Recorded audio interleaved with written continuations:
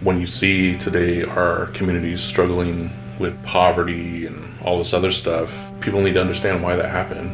They need to understand why we struggled for so long and why it was hard for us to maintain our sense of identity. Quote, a great general has said that the only good Indian is a dead one, and that high sanction of his destruction has been an enormous factor in promoting Indian massacres. In a sense, I agree with the sentiment, but only in this, that all the Indian there is and the race should be dead. Kill the Indian in him and save the man.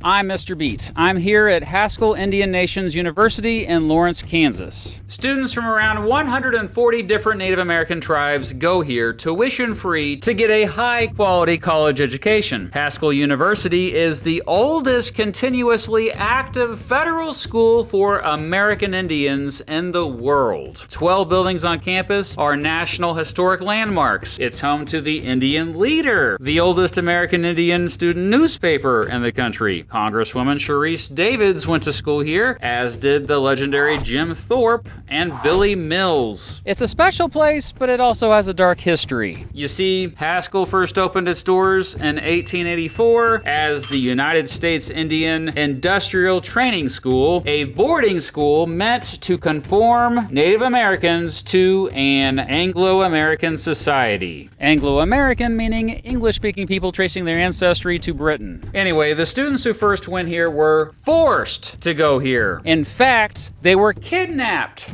to go here. They were forced to give up their cultures, forced to give up their religion, to give up the clothes they wore, the hairstyles they had, the food they ate, the languages they spoke. Heck, they were forced to give up the names their parents gave them. And who forced them?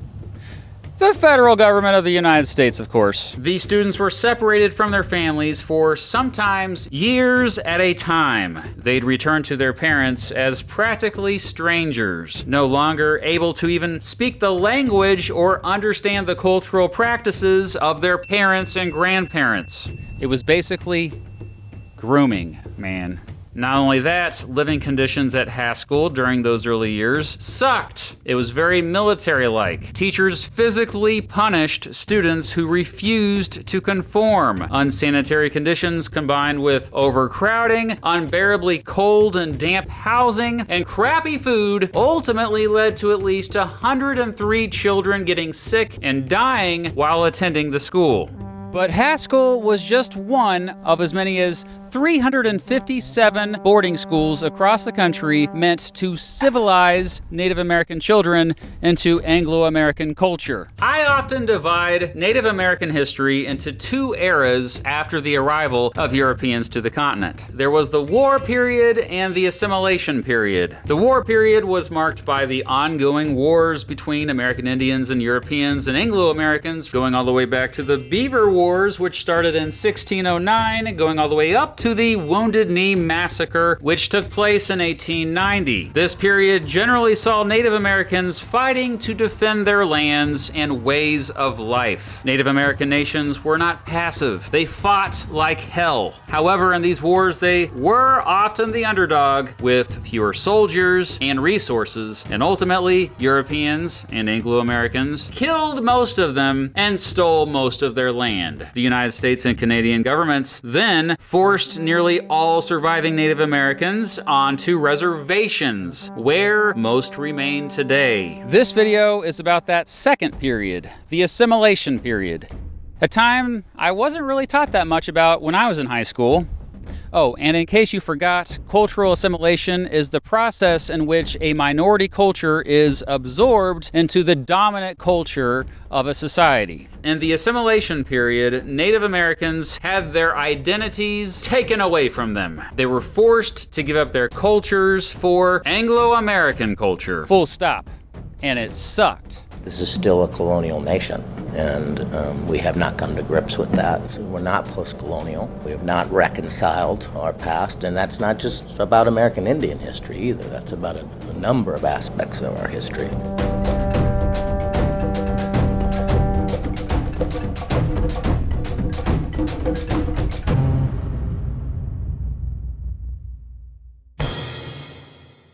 Spam texts and calls are annoying, and we all get them because big companies can't seem to keep our data safe. Recently, AT&T said that nearly all their customers' call and text records had been exposed in a massive data breach. They admitted that over 70 million of their users' social security numbers ended up on the dark web. So what can you do to protect yourself? Well, I use Aura, the sponsor of this video. Aura alerts me if they find out that my phone number or any other sensitive information has been compromised. And they give me fast fraud alerts if anyone tries to use that data to access my bank accounts. I also get things like transaction monitoring, a VPN, antivirus protection, a password manager, parental controls, and identity theft insurance. I get all this in one app at one affordable price. If my info was compromised in the AT&T data breach, I wouldn't worry because Aura is always on, keeping my data safe. I'm not leaving myself or my family vulnerable to data breaches. And if you don't want to either,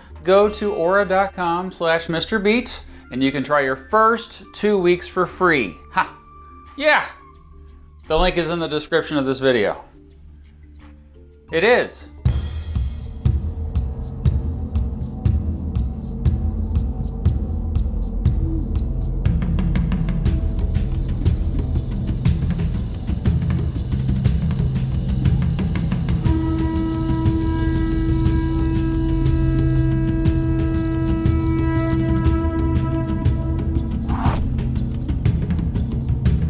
Our strength was in our collectivity, in our communal ideas of living with your grandma, living with your grandpa, living with your aunt, living with your uncle, and all that knowledge that was combined. That was our strength. And the government knew that, and they're like, well, you gotta break them up.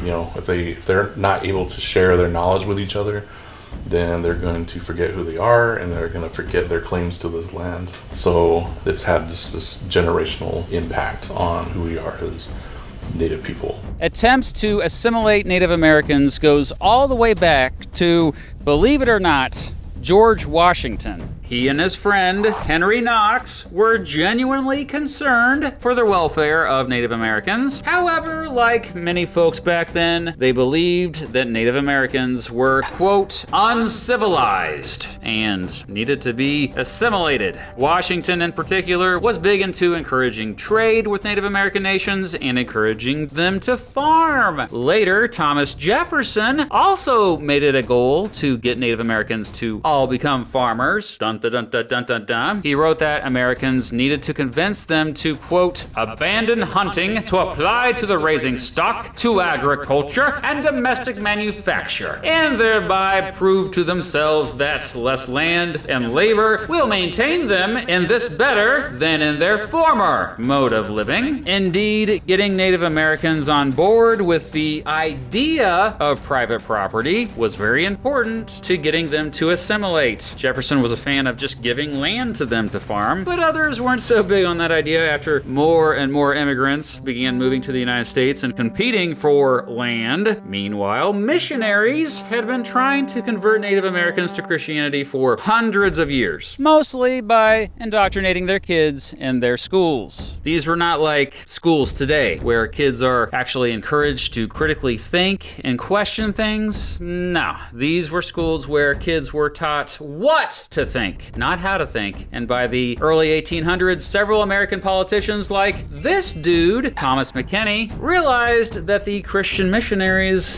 were onto something. With encouragement by folks like McKinney, Congress passed the Civilization Fund Act on March 3rd, 1819. Originally, the law made it so that the federal government, through the Bureau of Indian Affairs, could support and build schools for Native American children where these children lived.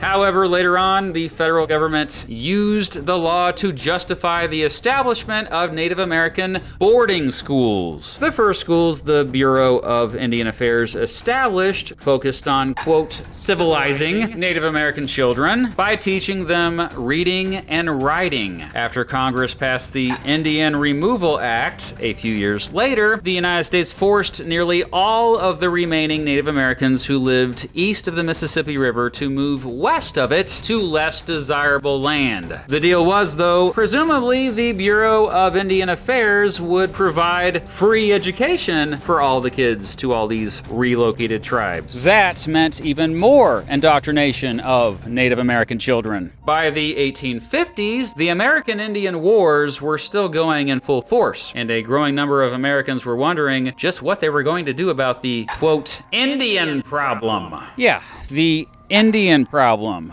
In other words, the not assimilating quickly enough and defending their land, lives, and culture problem. How dare they? To address this, the federal government made it a goal to get all remaining Native American tribes onto reservations, and by the 1880s, they had done just that. Today, there are approximately 326 reservations scattered across the country, most in western states, most fairly small, but 12 of them are notably bigger than Rhode Island. On these reservations, Native American nations have a certain amount of tribal sovereignty, meaning they get to make their own laws separate from the United States. But on reservations, often their cultures and identities were still intact, and there were still occasional outbreaks because, you know, often Native American nations were forced onto reservations that they didn't want to be forced on, yo! Many Americans called for more boarding schools to be built that further assimilated Native American children. Enter this dude.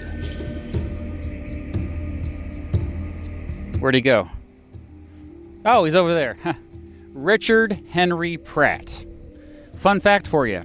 Pratt was the first person to ever use the word racism. I'll just let that stew in your brain for a bit. Based on his experience interacting with Native American prisoners of war, Pratt became convinced that indoctrination education was the way to go for assimilation, huh? On November 1st, 1879, Pratt created the Carlisle Indian Industrial School in, you probably guessed it, Carlisle, Pennsylvania. Pratt's goal for the students there? Complete Americanization. He made them wear American clothes. He made the young men cut their long hair, which was actually quite traumatic for them. He made them speak English and practice Christianity, and he made them learn American trades, yet also insisted that they got a classical, Western-based humanities education. It was a remaking of identity. That, of course, could be an outward appearance, you know, taking away the tribal regalia, the traditional clothing. For many tribes, the cutting of hair only happened in times of mourning or as some sort of humiliation. And so for people who grow up in a cultural context like that, then what is that response going to be in the assault on identity that includes the cutting of hair, but also includes the rejection of the name that your parents or their community called you? Rejection's even kind of too soft of a word. The outright denigration of your culture, your history, your people, everything has been not just repudiated, but besmirched. So what does that do to an individual's sense of value?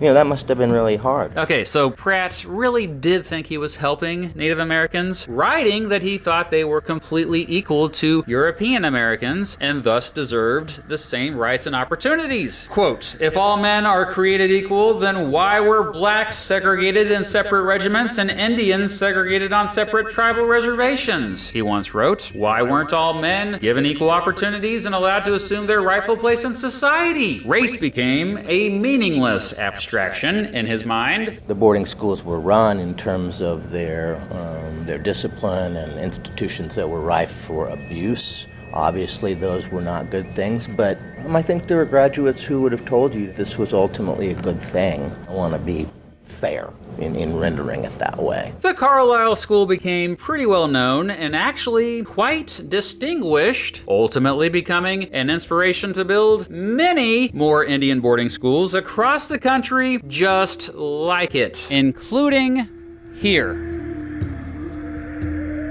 By 1902, the Bureau of Indian Affairs had funded 25 other schools in 15 states and territories. By 1926, more than 80% of Native American children were attending boarding schools meant to assimilate them. Ultimately, the federal government ran around 357 boarding schools across 30 states, both on and off reservations, housing more than 60,000 Native American children. Christian missionaries ran 1 out of 3 of these boarding schools. Male students learned everything from blacksmithing to shoemaking. But mostly, these schools just trained them to be farmers. And female students learned mostly household work. Stuff like cooking, sewing, and doing the laundry. Yay. As I mentioned earlier, life at these boarding schools was not all gravy. We now know that teachers at these schools beat the crap out of kids who were misbehaving. They put them in solitary confinement, for crying out loud. Sometimes they even sexually abused them. They made them do heavy labor. Teachers also didn't feed or give proper medical care to students as a form of punishment. Most of the schools were unsanitary. At the Phoenix Indian School in 1899, 9 students died in a span of 10 days after a measles outbreak there. When you put people in close proximity in very underfunded kinds of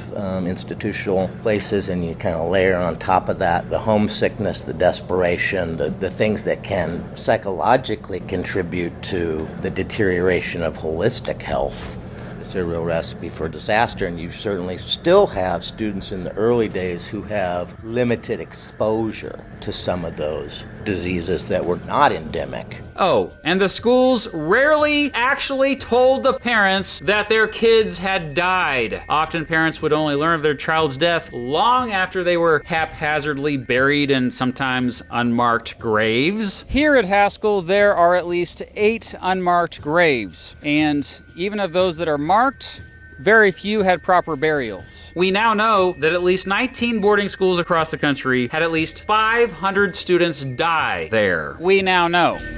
Heck, it wasn't even until freaking 2022 that we found this out. And investigations are still ongoing, which means the number is actually quite a bit higher than that. Students who went to these boarding schools were often traumatized by the whole experience. Many had health problems the rest of their lives. So did the students resist? Well, of course they did. Several ran away. Several families resisted having their children kidnapped to go to these schools. Sometimes even entire villages resisted. But when that happened, the U.S. government would retaliate by withholding aid to them. To make matters much, much worse for Native Americans was one of the worst federal laws ever passed in American history, the Dawes Act. Named after its chief architect, Henry Dawes, Congress passed the law on February 8, 1887. Dawes and other supporters of the law meant well. At the time, Native Americans were already struggling on reservations, and Dawes believed they absolutely had to assimilate to the majority culture in order to survive. He legit wanted them to build up wealth through protecting their property rights. The Dawes Act said the president could subdivide Native American tribal communal land holdings into portions for individual heads of families to privately own, and opened up leftover plots to the general public to settle. Congress was like, oh, what's that? You don't like private property? Oh, well, you're getting private property. Those reservations were considered communal land. So within that boundary, it was held communally by all the tribal members. Later on, once European colonizers were coming in and settling those areas, they wanted more of that land. So basically, the Dawes Act, also known as the General Allotment Act, created a system where they were going to begin to individualize Native people. So everyone had an individual assigned plot of land. The surplus land was opened up for not just white folks individually, but corporations, resource companies that were coming in just wanting access to that land. Tribes usually held their land in common. If they decided to leave, they agreed to everyone else that someone else could move in and take it and use it for their purposes. Very un-American, right? And you might be thinking, well, wait, the Dawes Act gave Native Americans free real estate. Isn't that valuable? Couldn't they turn around and sell that land and make bank? Okay, that mentality is not good for two reasons. First, most Native Americans didn't view land the same way Anglo-Americans did. Anglo-Americans really freaking liked private property. They still do, by the way, to a point where they viewed it as the ultimate ticket to true freedom. After all, the value of land almost always goes up. It's almost like money really does grow on trees. Well, figuratively speaking, that is. But Native Americans generally believed in the communal holding of property to guarantee everyone had a home and a place in the tribe. The Dawes Act took this tradition that went back thousands of years and tore it to shreds. When I mentioned allotment and assimilation, one of the things they wanted the tribal people to understand is that we had to understand individualism. You got the individual Bill of Rights. It's not group rights. The 19th century, the idea was everyone's farmers. And so how do farmers make money? Take care of your own piece of land, you develop what you need to eat, surplus you can sell. But of course, if I did these allotted lands, they're not in the same place because I can track where my great-great-grandpa was up here, but his tract of land was out here. So they moved. So you start breaking them apart. U.S. Senator Henry Teller all of a sudden became one of the most based U.S. senators in American history when he accurately predicted that the law would be a disaster for Native Americans, saying the real goal of the Dawes Act was, quote, to despoil the Indians of their lands and to make them vagabonds on the face of the earth, adding, the provisions for the apparent benefits of the Indians are but the pretext to get at his lands and occupy them. If this were done in the name of greed, it would be bad enough. But to do it in the name of humanity is infinitely worse. Dang, Teller, dang! Spoken like a true prophet, because what he feared actually did happen. Which leads to my second reason why it'd be naive to assume that Native Americans made bank from the Dawes Act. Native Americans who got land allotments had to first wait 25 years to sell their land, and when they did sell, they often got ripped off, often selling to non-natives at bargain prices. Those who kept their land had to keep subdividing it among family members so much that the plots became too small to make much money from. Dawes himself ended up being so disappointed about how things actually turned out for Native Americans after the law was passed, once saying, quote, I never knew a white man to get his foot on an Indian's land, whoever took it off. Indeed, the Dawes Act ended up being just another way for Americans to steal Native American land. Over the 47 years the Dawes Act was in effect, Native Americans lost around 90 million acres of their land, or around 2/3 of their land. What the heck? But, like I said, many Native Americans did not sell their land and became farmers instead, whether they were actually ready for farming or not. Even if they did know what they were doing, farming, they often didn't have enough fertile land to be successful at it. One of the professors I spoke with at Haskell University had ancestors who got allotted land due to the Dawes Act. You know, I'm looking at it, I'm, say, from an allotted person, I'm fourth generation removed from it, and so, you know, I'm the product of that. Yeah, I'm so glad that I reached out to you. And that's the key thing about it. It's like a lot of times we try to look at, oh, that's long ago. It's like, no, we're still products. And when I ask my students many times, how many of you have trust land? It's almost like less people can raise their hands up than you ask the people, how many can speak your tribal language? And, you know, over the years go by, that number is still low. Of course, another goal of the Dawes Act was, yeah, you guessed it again, to assimilate Native Americans to be more like European Americans. So telling Native people that you need to live like us and be like us, but they weren't even giving them proper means to do that in the first place, you know. By forcing them to be farmers, they also forced them to divide up their families and change gender roles. You see, Native Americans generally believed there were no, quote, heads of family, but the Dawes Act required there be a head of family to officially own the land. And yes, this typically meant men were heads of family. Because of course they were. So another consequence of the Dawes Act was Native American women losing status. Not only that, the Dawes Act all of a sudden made it so that we had to figure out how, quote, native a Native American person was in order to properly divide up the land. If you weren't, quote, full blood or, quote, mixed blood, all of a sudden you could be kicked out of your tribe. Yep, now the United States government had even more power to legally define the identity of Native Americans. Jump ahead to 1924, and Congress passed the Indian Citizenship Act. While it finally gave full citizenship to all American Indians living on reservations, many worried that it further assimilated them and further took away tribal sovereignty. I think it's important, the citizenship part, to understand that a lot of tribes didn't want citizenship because once they became citizens of the United States, it made them susceptible to United States laws. I mean, more so than they already were. A lot of tribes, they didn't want citizenship. By the 1930s, most members of Congress had finally realized that, yeah, they had done messed up with Native American policy and worked to reverse it, led by the efforts of the sociologist and activist John Collier. After Franklin Roosevelt hired Collier as commissioner for the Bureau of Indian Affairs, the boarding schools shut down and the Dawes Act was reversed. But the damage was already done, man. The momentum of history is inescapable. They couldn't just all of a sudden go back to how things were before.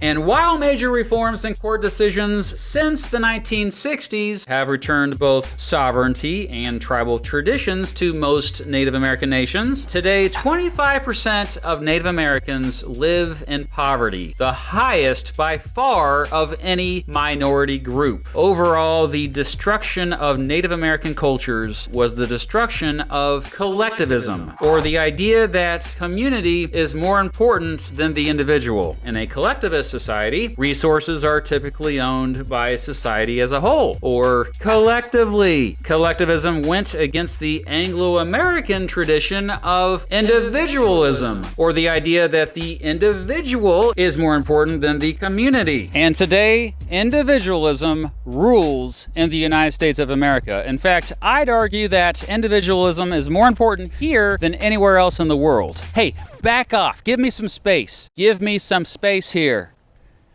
Everybody give me some space. Simply put, Anglo-Americans forced Native Americans to give up their identities, to give up everything they knew and everything they loved. It's important to remember that the sins of the past are still deeply felt today. According to one investigation by ProPublica, more than 108,000 Native American remains and 765,000 Native American artifacts are currently not in the hands of their rightful owners. Instead, in the hands of museums, universities, and other government organizations. That said, this is now illegal. It's been illegal for a few decades now. And currently, these universities, museums, and government organizations are in the process of giving this stuff back. Still, as I pointed out in my systemic racism video, much of the struggles we see in Native American communities today can be directly traced back to stuff like the Indian boarding schools and Dawes Act. This forced assimilation of their ancestors really screwed things up. Imagine if you were forced to give up everything you love. Your religion, all of your favorite video games, your Discord servers, your disco ball, all of your favorite music, all of your favorite shows and movies, all of your favorite food, your family and friends, your language, your memes. It would suck, right? Yeah, it would suck. Well, that's essentially what happened to all Native Americans in this country, except it was worse, much worse, because they also lost their wealth and their lives. You see, when the United States government decided it was going to kill the Indian and save the man, all it really did was kill the Indian. And that's it. There was no saving of anything. Nothing was saved. Okay, well, that's not true. There's actually a somewhat happy ending here because many Native American nations have saved their cultural heritage because they persisted and they continue to persist. You see this persistence in places like here at Haskell. But just know that their cultures and identities still exists today, still persists today, in spite of the United States government, not so much because of it. There's a lot of things that we still do that are cultural and spiritual and important to us as Native people, that if it wasn't for those individuals who took that risk and were like, I'm still going to do this despite it being outlawed and us being criminalized, we wouldn't have it today.